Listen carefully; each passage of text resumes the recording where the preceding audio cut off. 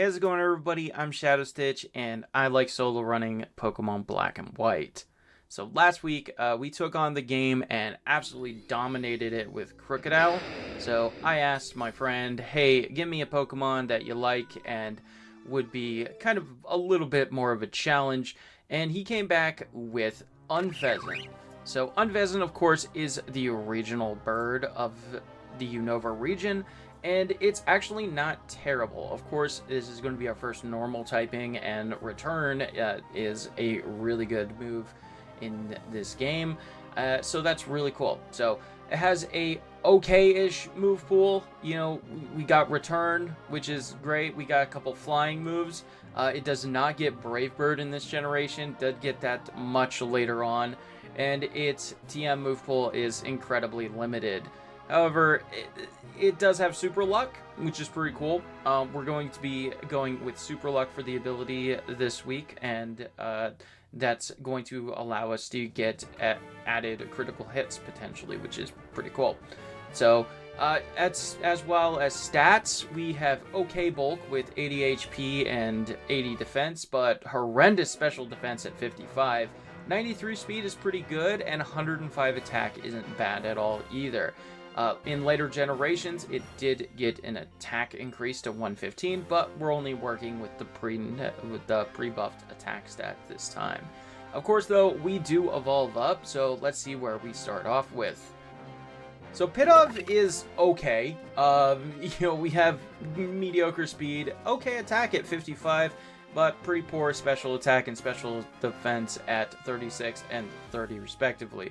We do start off with a decent stab move with Gust and quickly pick up Quick Attack, and then Air Cutter for a nice upgrade later. And then Roost is going to be fantastic for us to be able to have some regular recovery. And then at level 21, we're going to go ahead and evolve up into Tranquil. And Tranquil is pretty much about the same. You know, we have decent attack, we have decent speed, we have terrible special defense, and okay special attack and defenses. So overall, I'm not really expecting too much out of this Pokemon, but who knows, it might be able to surprise us. So let's go ahead and finally get into this, and we're going to start our timer whenever we load up the save, and let's see how Unfezant does.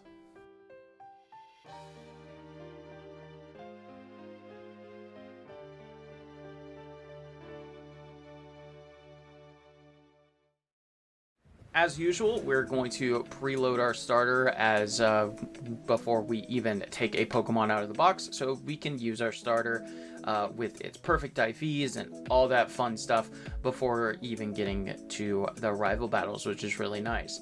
We decided to go with a bashful nature this time with Pidove.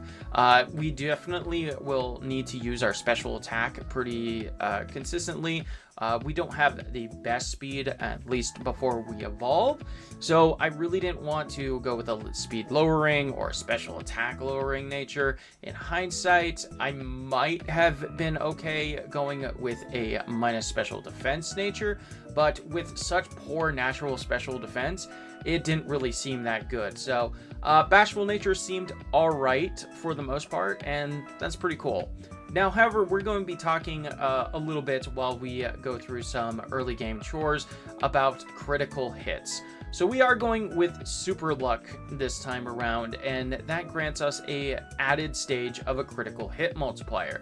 So in later generations, this actually has a much bigger effect, especially adding things like Scope Lens and high critical hit moves, but it doesn't work exactly the best in Generation 5.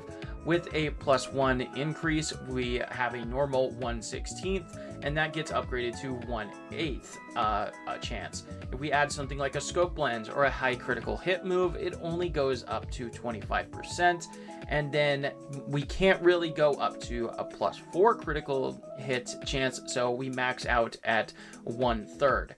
Definitely an improvement and not bad. But we do have to have a Scope Lens and be using a high critical hit move for that. And if you remember with the move pool, we really only have Air Cutter for that. So not really the best utility, but I definitely think that it ended up being the ability to go for, because the other option in Big Pecs was just not really that worth it, and the added addition of extra critical hits wasn't that bad. So we're gonna go ahead and skip right through this. Pit Up doesn't actually struggle too much. We take care of N, we take care of Bianca pretty easily, get our monkey in the dream yard, and even take care of Sharon without too much trouble, especially because we pick up quick attack along the way. And before too long, we're right in front of the gym leaders. So we're facing off with Crest this time. This will also mean that we're going to be facing Sharon's Oshawott team.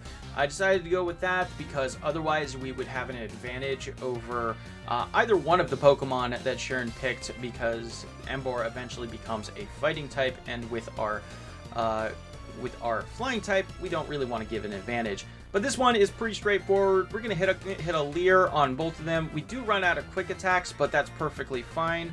We're going to knock it out with one last gust, level up to 15, gain Air Cutter, and finally be able to get a boost to our critical hit along with our first gym badge. And along with that gym badge, we also picked up the TM for workup, and we can finally actually use it. So we're going to get rid of Leer here for workup. We're also going to teach Cut to our monkey. This is why we definitely need to pick up the monkey in every run, because this is the only mandatory use of an HM in the entire run. But workup is absolutely fantastic. It is going to allow us to boost our attack and our special attack. And like I said, we are going to be using our special attack in this run. And now that we have a decent attacking move in Air Cutter, that boosted special attack is going to go even farther, especially with a high critical hit rate and our super luck ability, giving us effectively a 25% chance to crit every time we go for it right now. Something else really nice to mention about Air Cutter is that it is a spread move, and that means that we can hit both of these Purloins in our mandatory double battle here, and be able to just knock out one with a critical hit on the first go, which is really sweet. We're going to go ahead and do a little bit of extra training in the preschool here, because the kids' monkeys actually give decent amounts of experience, and then we're going to be ready for the next rival battle with Sharon. And here we go with Sharon. So we got workup. This shouldn't be too much of a problem for sure for us. We have a decent stab move. We got a boosting move already. So we're going to go ahead and go for an Air Cutter, but that is the downside of Air Cutter. It has a 5% chance to miss, but you know, it's still not putting out too much damage. We're going to go ahead and finish that off with another Air Cutter and a quick attack, and then the Purloin is left. Does live just barely, but another quick attack is going to finish that off, and we can move on and chase the guys into Wellspring Cave. So I go into this fight actually not fully healed, and I actually take a double attack on turn one, and Oshawott is being completely useless, but thankfully we're able to clutch it out and get a dub here with only 8 HP left. And also, before we leave, we're going to be able to go ahead and run around in here after we heal, and we're going to be able to pick up our flying Pokemon in a Woobat, which is, of course, great for our first encounter. I do actually run into this youngster right here, and do cut it a little close against him, with because he does have a pretty strong shockwave, but at the end of it we actually get to level up to 18 and earn Roost, so you know, it's pretty much worth it. Why not? We finish off the rest of the trainers, head into Nacrene City, where Sharon's gonna meet us and give us our first really useful berries, the Chesto berries. But before we do anything, we're going to head into Pinwheel Forest, where we have to pick up our surfing Pokemon in a Tympole and do a little bit of extra training, because we are really close to our evolution at level 21, and I want to push myself so I can get that before we get to Lenora. After finishing off the final trainer on our way out, we're just barely not there at level 21 yet, but one final wild Pokemon is going to be able to get us there, and that is not going to be a problem. We're going to hit level 21 and we're going to gain our evolution, so I think it is just about time where we head into the gym. Of course, before we get into the gym, though, we do have to face off with N, but we are now a evolved Pokemon. We don't actually get the one shot on the pit of, but that's okay. Temple, kind of the same deal. We ended up actually overriding Quick Attack, so our only attacking move right now is Air Cutter, but that's perfectly alright. We got Roost, and that is definitely worth it. So without too much hassle, we're going to go ahead and deposit our team because we don't need it, and it allows us to skip a mandatory double battle otherwise later on. And then we're going to go ahead and run through the gym and face off against Lenora. For once, on paper, Lenora shouldn't be too much of a problem. Intimidate isn't going to be a big deal for us because we're going to be using a special attack. We have a recovery move, and we even kept Growl so we can counteract the Leers that she's going for. But that doesn't stop a critical hit, so we ended up taking our first reset right here. Definitely really unlucky right there. So if we had gone for Big Pecs, the AI actually kind of knows what your ability is. So in that situation, if we had Big Pecs, then the AI is going to just always attack. It's never going to try to lower your defense. This is actually something we found out later. It wasn't something that influenced my decision, but it is definitely nice to know that in hindsight, I actually picked the correct ability. But without too much hassle, though, we're going to keep working up here, roosting up as needed. We need to get to +4, I believe it was. +5. I don't remember. I'm sorry. So, but without too much hassle, we're going to keep working up here, and we're going to go ahead and roost up one more time. Nope, we're going to Air Cutter, and then we're going to finish that off. We're going to learn Detect on the level up as well, and we're going to put that over Growl, which is actually going to be really nice for us because we don't have to worry about potentially missing an Air Cutter and then getting blown up by Retaliate. And then one final Air Cutter is going to be able to finish off that Washog and get us our second gym just under 30 minutes with only one reset. On our way through the Pinwheel Forest, we're going to go ahead and battle a few extra trainers like these rangers with the monkeys. Not only does this actually give us a couple Pecha Berries if we ended up needing them in the future, but gives us a little bit more levels. Berg, our next gym leader, shouldn't be too much of a problem, but immediately after that, we're going to be facing off with Elisa, and I really want to be able to get to my final evolution at level 32 by the time that we get there. So I'm going to take all this experience while I can get it. So as we head into Castelia City, we're going to stop by the Pokemon Center and heal up. Now, the thing with this Pokemon Center that I actually don't really like is this girl right here that kind of blocks the way to get to heal our Pokemon.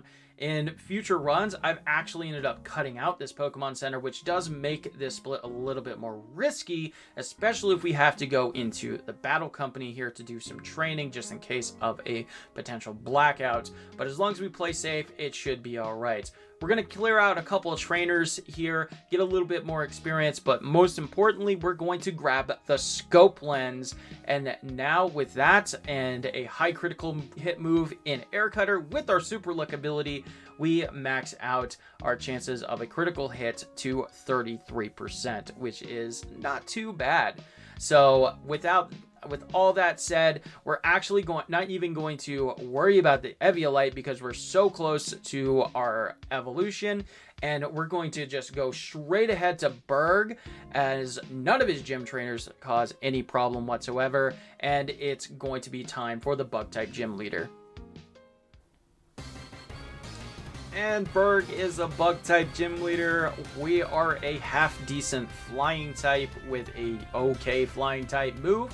We're going to work up once and then one for the Whirlipede, going ahead and get a level up to 28, one for the Dwebble, and then last but not least, of course, is the Levani. Going to waste our time a little bit with the Protect, but one more Air Cutter is going to finish that off, and that's going to get us our third gym badge.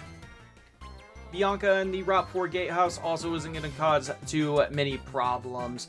So we're going to go ahead and skip right through her and take on Sharon out on Route 4, where a little bit of a dust storm has gone up, so it might be a little bit more challenging. So this shouldn't be too bad. Sure, the sandstorm is a little bit annoying, but we got Roost to be able to recover. We got Work Up so we can boost up our attack. I just go for +1 or +2, hoping that that's going to be enough. We are taking a decent amount of damage. We're going to go ahead and recover up there with a Roost. Air Cutter's going to come out, finish off the Pit of, and then in comes Duwat. Does live and actually critical hits us, which is not great. We're gonna have to Roost here. Razor Shell comes out, puts us back down to where we were, and also gets a defense drop, so we can't actually heal out of range. So we do actually have to take that blackout all the way back to Castelia City. So thankfully I actually healed there this time.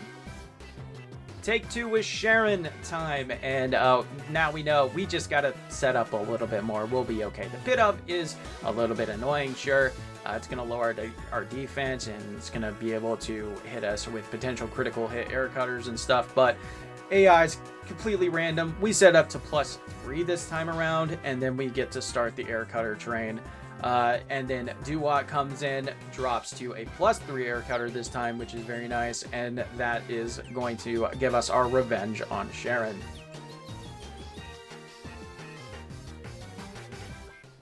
After beating up some Plasma Grunts and getting the bike from some old guy, we are going to go ahead and head over to the Pokemon Center, where we gain our next huge upgrade in Return. So Return is always a really solid move for pretty much any Pokemon to get, but it's especially good for a Pokemon like Tranquil and soon to be Unfezant, because of course we get the same type attack bonus, or Stab. So Stab Return at maximum power comes out to a 151 base power move. So effectively Hyper Beam, which is ridiculously strong. And we're going to go ahead and do a little bit of training over here on Route 16 to level up some more and grab a rare candy while we're at it. Do a little bit of Pokemon dress up and then head into the Ferris wheel so we can have our date with N.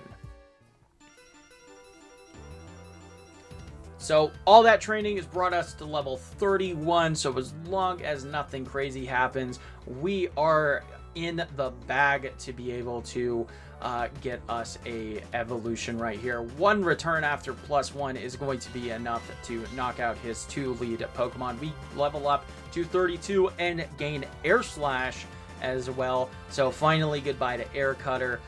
We do still have the Scope Lance and our Super Luck ability, so we still have a decent amount of chance to crit at 25%. And we also gain our evolution into our final form, Unfezant. And our return is dang near maxed out, which is absolutely awesome. And now it's time to take on the Electric Gym.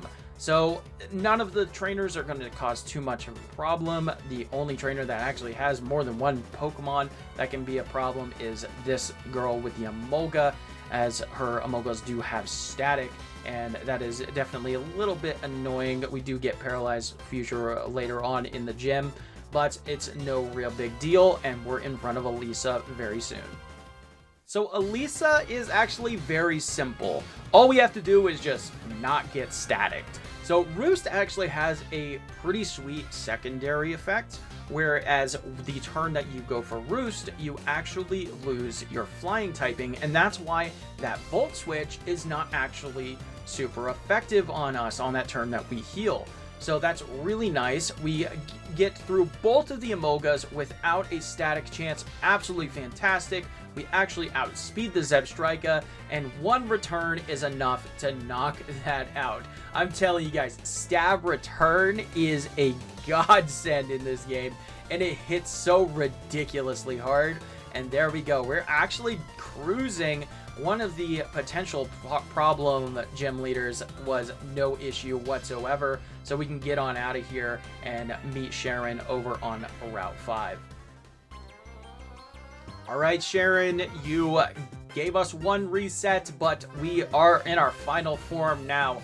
He does lead off with the Liepard, which does flinch us. This is definitely probably his most annoying lead Pokemon, but thankfully it seems like he's going to be nice to us today, not waste our time with Torment, forcing us to switch moves constantly. So we could set up a workup and then the spam return, and there we go. Easy peasy, get to level 35 as well. We, that medium slow growth rate, definitely doing some great work for us, getting a lot of level ups right here.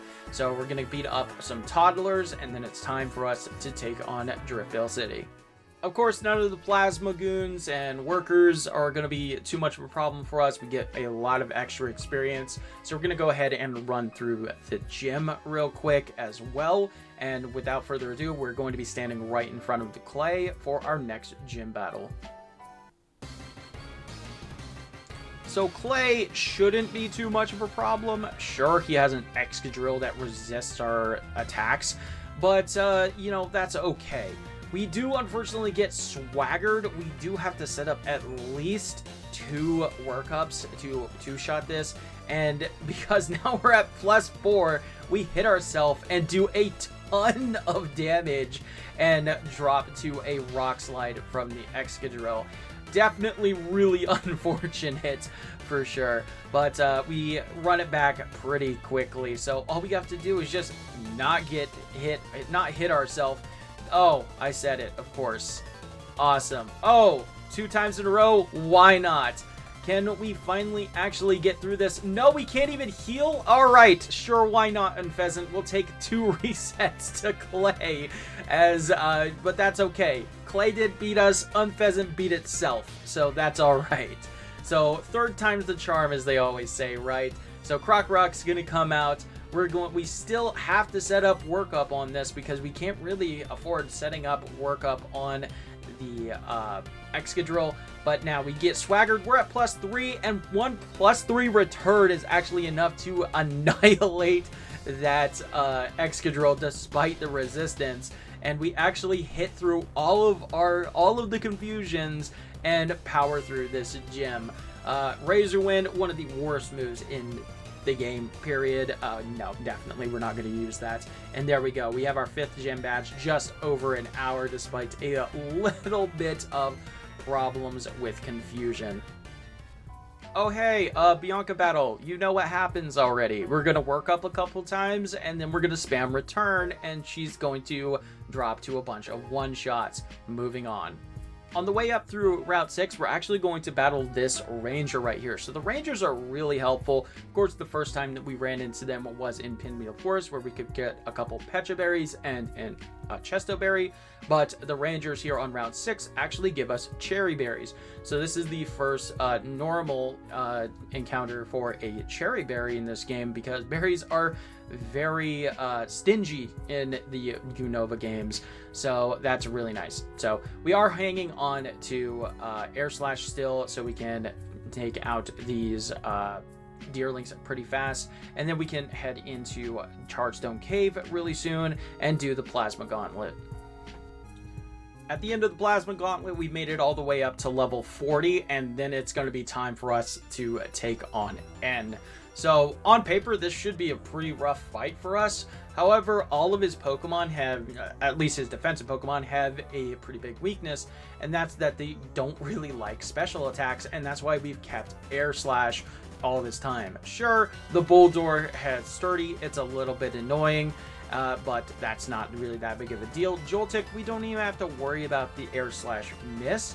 Clink comes in, you know, it doesn't like special attacks either. Critical hit, thank you, Super Luck and Scope Lens. And last but not least is going to be the Pharaoh Seed, and that's going to drop as well. So, on paper, that fight seemed really annoying, but, you know, thanks to the power of Workup, a okay special attack stat, and the flying typing definitely helped us out there. We make our way through the Celestial Tower and heal up at this nurse with her big fat fish that is always really annoying because it likes to protect and waste our time because it's just so fat. but it is a nice free heal. So we're going to head up to the top of the tower, ring that bell, and get Skyla back to her gym, and then it's going to be her time to have a gym battle. And now it's time for us to show our flying type supremacy. So Swoobat does lead, which is a fairly weak lead. It just sets up an Amnesia, but we're going to be hitting on the physical side there with a return. Her Unfezant comes out, and now we can actually see the other form of Unfezant. There is literally no difference between the two other than just the male looks different than the female. And I just chose to go with the male because I thought it looked cooler. So there was that. So, and there we go. Easy gym badge, one workup into a return. And are you getting bored of this strategy yet? Because it's not going to change anytime soon. Before we leave Mistralton, though, we're going to head into this house right here, talk to these kids, and then we're going to take their treasure, the Aerial Ace TM, which is going to be really nice for us to be able to have not only a move that can never miss, but a okay in power physical stab move that is going to use our better physical attack. So with all that said, we're going to make our way through this route, and then we're going to face off with Sharon at Twist Mountain. So Sharon meets us bird to bird, but ours is way over leveled compared to his one workup. Does critical hit us, definitely a little bit annoying, but that's not going to be enough. We're going to set up a second workup, and now it's time to spam return after we heal up.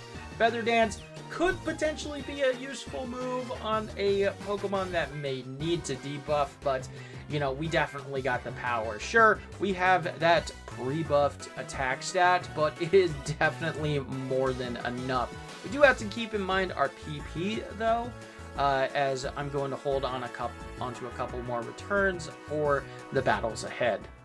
Along the way, we're going to take out all of the black belts and battle girls and whatever they're called, because they give pretty nice experience right here with their throw and their socks and all that fun stuff. We are going to try our best to avoid workers though, because most of them do have Bouldors, and that's slow because not only do they have sturdy, but they resist all of our attacks.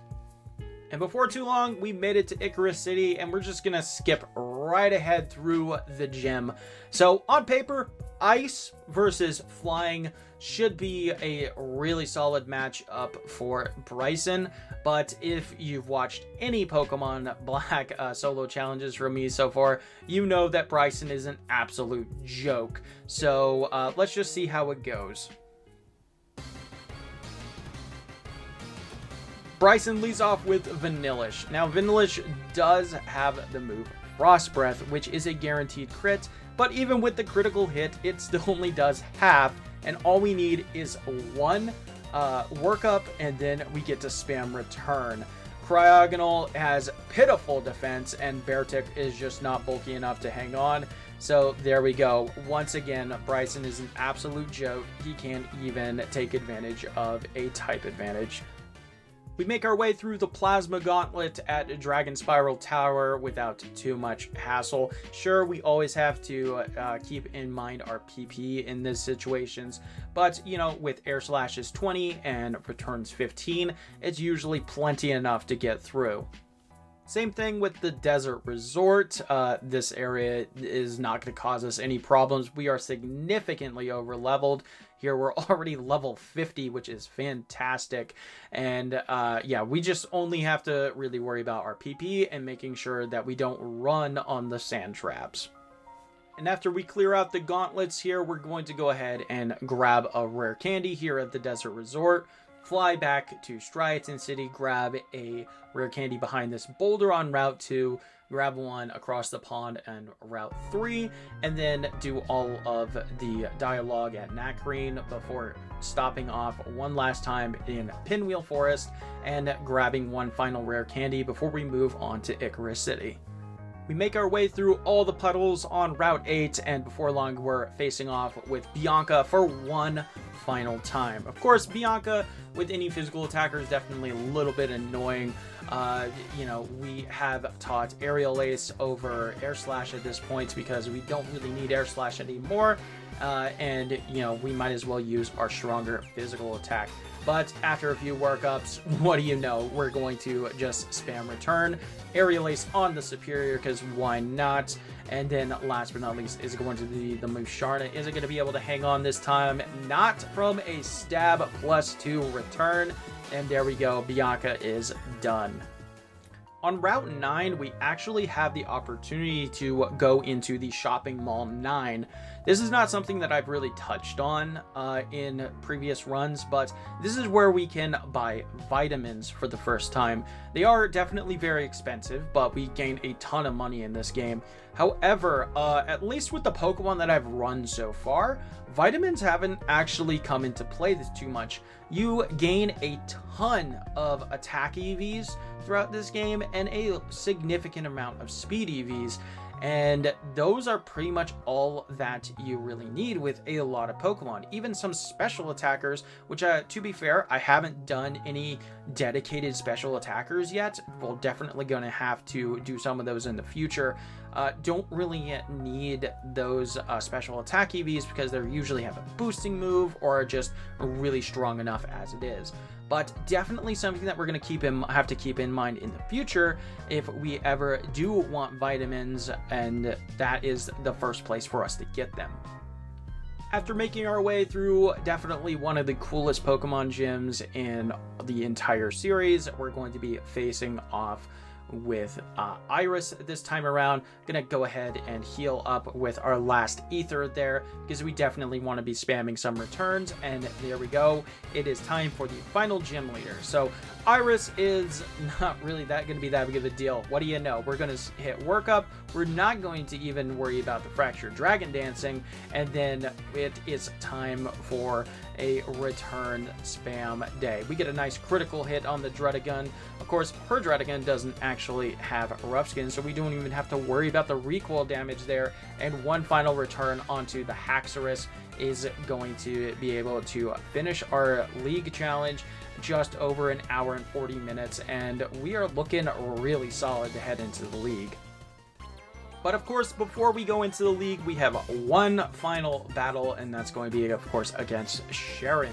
So Sharon meets us once again, bird to bird. All it does is go for a detect, and that is going to seal your fate, because now I get to spam +1 return. Samurott drops in one shot. Liepard never stood a chance, doesn't even waste our time with Fake Out. Thank you very much for that, Sharon.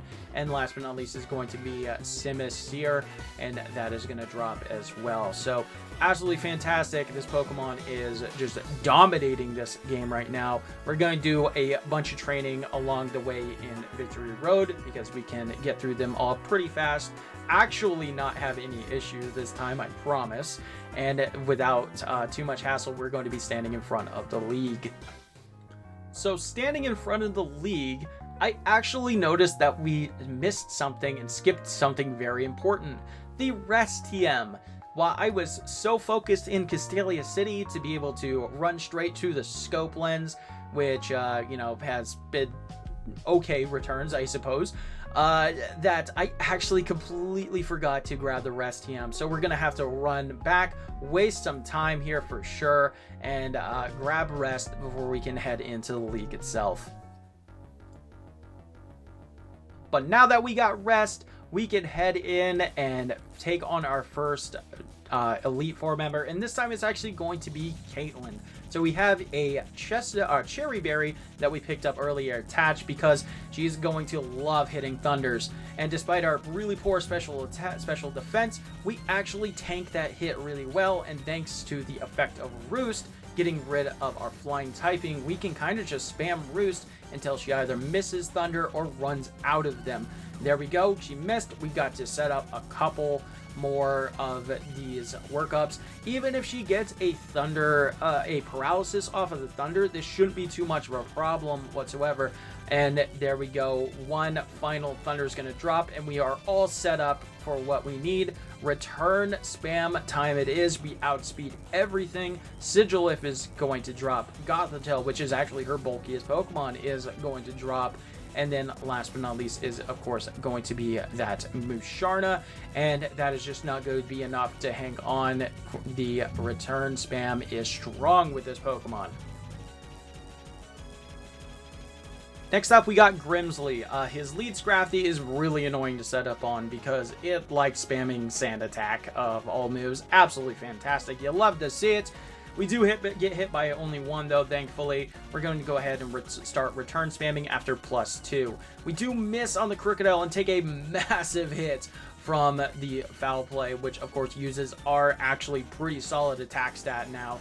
Liepard, I'm going to take this chance to go for a rest, and with our Chesto Berry, instantly wake up just to dodge anything. And this is why we needed return for this Bisharp, because at +2, we can actually pick up the 2-shot. Would have actually been a 1-shot thanks to our critical hit chance, but, you know, didn't quite get it this time around.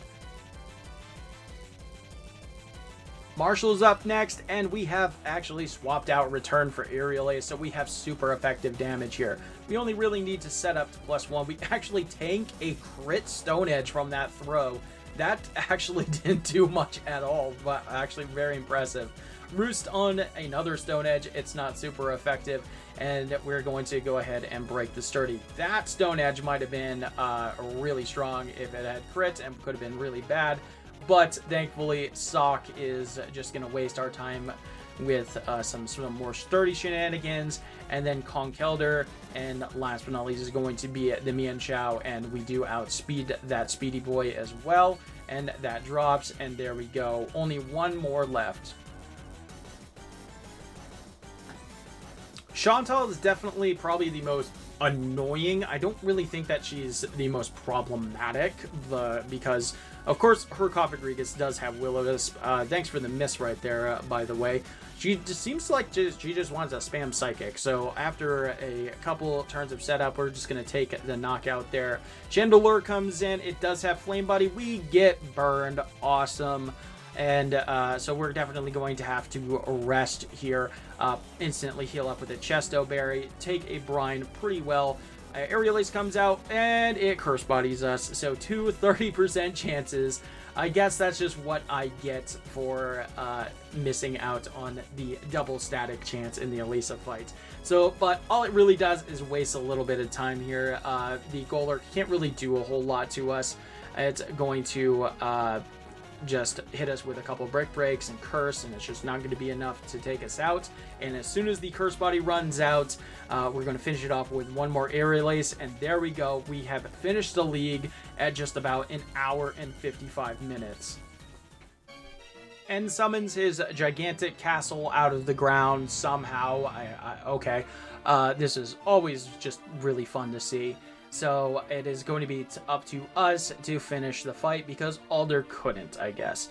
We're going to grab one more rare candy and dump them all, giving us a significant level boost thanks to all the candies that we grabbed throughout this run. And after watching Reshiram bust through a wall, it's time for us to take on N. Thanks to us having a full team, we can deny adding the other Unova Dragon to our team, and we get to face off with Reshiram from the start. So Workup is going to come out here. Fusion Flare actually does significantly less than I was expecting. We're actually able to take 2. So we're going to work up twice, get a Roost, and now N is stuck in his kind of like a random phase. We do have to work up quite a bit here. We pretty much have to get to max attack because of his rock types and his steel type in the back. But thanks to him firing off a couple hyper beams, wasting time with Reflect that we have to stall out anyway, and thankfully not critting us, we are pretty set here. We're going to go ahead and finish our setup as one more Hyper Beam comes out, top ourselves off with a Roost, and then it's going to be time to start Aerial Acing. We do have to stick with Aerial Ace because we do have to fight Getsus immediately after, and of course he starts off with a Ghost type, which is definitely really annoying. Thankfully, Caracosta actually misses a Stone Edge, but I think as long as it didn't crit, we might have been able to actually take that out. Archeops is another rock type. It actually dropped to a critical hit. Don't know if it mattered, but Archeops is pretty frail, so probably didn't. Kling Kling actually hangs on just barely with, but all it does is fire off a metal sound, and last but not least is going to be a Zoroark, and there we go. We have beaten N, which is really, really solid. So, but of course, that's not going to be the end of it. Ghetsis is going to throw a little bit of a tantrum, and then it's up to us to finish things off and take him down.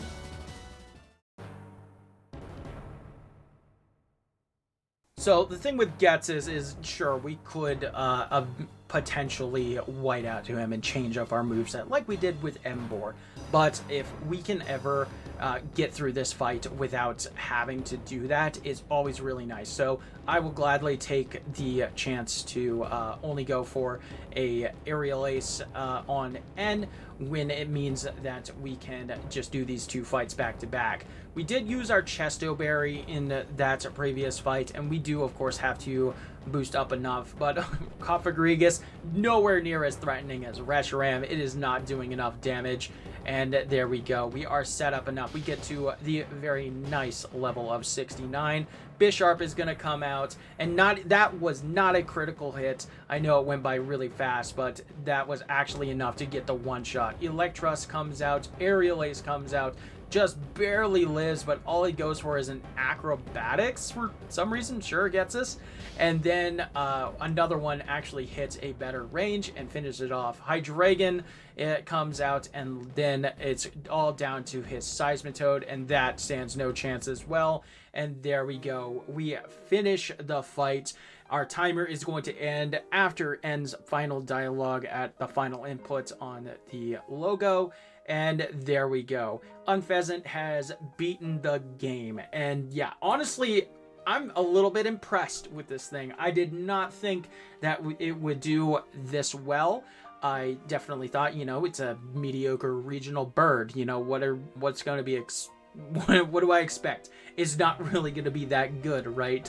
But, you know, maybe my friend has something going for him as we finish off the time here at 2 hours, 2 minutes, and 46 seconds with only 4 resets on Unfezant, because this is his favorite regional bird. So, you know, I tip my hat to you, buddy. This one actually wasn't that bad, and I am actually very impressed, not gonna lie. And as we finish up the credits, we're going to go ahead and see our final in-game time of 4 hours and 54 minutes. And yeah, this just goes to show you just how powerful stab return can be, even on a Pokemon that's, you know, this kind of mediocre. Yeah, like I said, definitely pleasantly surprised by how well this Pokemon did. But it's going to be time for us to move on, and next week we're going to be trying out the wannabe Lucario of this region, Zoroark. Definitely looking forward to that one, because we're going to be able to play around with some very unique mechanics with its illusion ability. But for now, though, thank you guys so much for stopping by. I hope that I'm getting a little bit better on doing these voiceovers and stuff like that, and I hope that you enjoyed. But with all that said, thank you all so much for stopping by. Like, comment, sub, all that fun stuff. I love you all. Deuces.